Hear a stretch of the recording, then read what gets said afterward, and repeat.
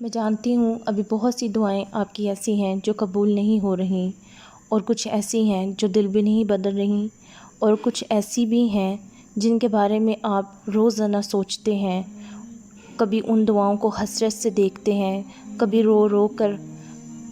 اللہ سے مانگتے ہیں، کبھی مسکراتے ہیں اور کبھی خوف زدہ ہو جاتے ہیں اور سوچتے رہتے ہیں کہ کب وہ دن آئے گا کہ میں ان دعاؤں کو جیوں گی۔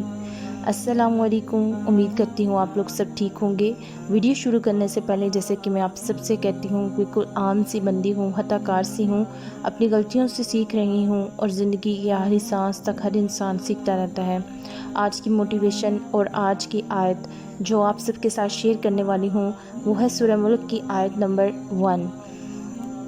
بے شک ان اللہ علی کل شیء قدیر، اللہ تعالیٰ ہر چیز پر قادر ہے۔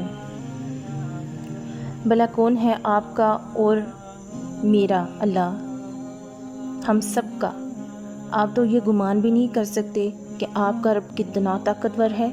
اس کی قدرتیں کتنی وسیع اور لامحدود ہیں۔ اگر وہ اس زمین پہ موجود ایک ایک مخلوق کی ایک ایک دعا کو بھی قبول کر کے انہیں ان کی حاجت اور چاہ عطا کر دے تو بھی اس کی قدرتیں نہ تھکیں۔ اور جیسے کہ میں نے آپ سے اپنی لاسٹ ویڈیو میں بتایا تھا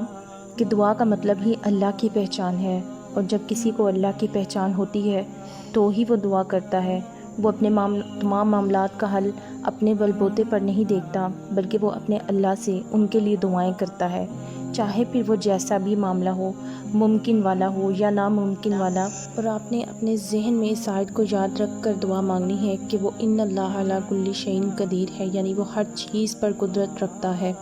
بس میں اور آپ اس کی قدرت کی انتہا سے واقف نہیں ہوئے ابھی تک، تب ہی تو ہم اپنی عقل کو بیچ میں لے آتے ہیں اور پھر پھنس جاتے ہیں کہ اب دعا قبول کیسے ہوگی، کیونکہ ہماری عقل بہت محدود ہے اور اس کی قدرت بہت وسیع اور لامحدود ہے۔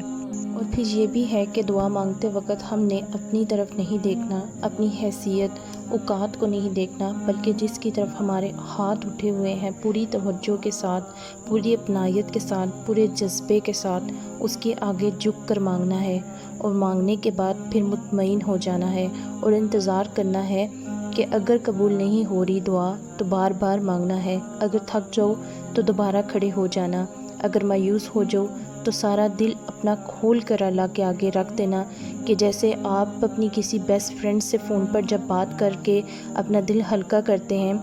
بالکل اسی طرح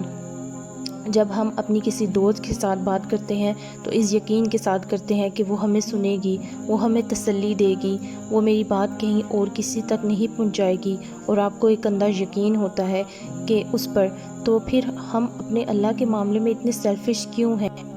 وہ اس لیے کہ ہم اپنے رب کے بارے میں اس طرح سے سوچتے ہی نہیں کہ آپ کا رب کون ہے، جو پتھر سے پانی کے چشمے بہا سکتا ہے، انگلیوں سے پانی نکلوا سکتا ہے، ایڑیاں رگڑنے سے زمزم بہا سکتا ہے، اور آپ کو لگتا ہے کہ آپ کو رزق نہیں مل سکتا۔ وہ رب تو سمندر کے بیچ سے راستہ بنانے پہ قادر ہے، اور آپ کو لگتا ہے کہ آپ کے مسئلوں سے نکلنے کا کوئی راستہ نہیں۔ وہ یعقوب علیہ السلام کو بینائی واپس لوٹانے پہ قدرت رکھتا ہے، اور آپ کو لگتا ہے کہ آپ کی بیماری کا علاج ممکن نہیں۔ وہ ابراہیم علیہ السلام کو بڑھاپے میں اولاد سے نواز سکتا ہے، تو آپ کو کیوں نہیں یقین اس رب کی قدرت پر؟ اس کی رحمت کی بارش کا صرف ایک چھینٹا بھی اگر آپ پر گر جائے تو اس کا اثر تا قیامت زائل نہ ہو، اور تم مایوس ہو تو کس ذات سے مایوس ہو؟ اس لیے ہمیں دعا سے پہلے یقین کرنا سیکھنا ہوگا اپنے اللہ پر، اور اللہ پر یقین اس کی پہچان سے ملتا ہے، قرآن کو پڑھنے سے ملتا ہے، اس کے نبیوں کے واقعات کو سننے سے ملتا ہے، اور اس سے بڑھ کر یقین ہمیں کوئی ذات نہیں دے سکتی۔ امید کرتی ہوں میری آج کی موٹیویشن، آج کی ویڈیو آپ سب کی زندگی میں مددگار ثابت ہو سکے۔ ملوں گی نئی امید کے ساتھ، نئی موٹیویشن کے ساتھ، تب تک کے لیے اپنی دعاؤں میں یاد رکھیے گا۔ اللہ حافظ۔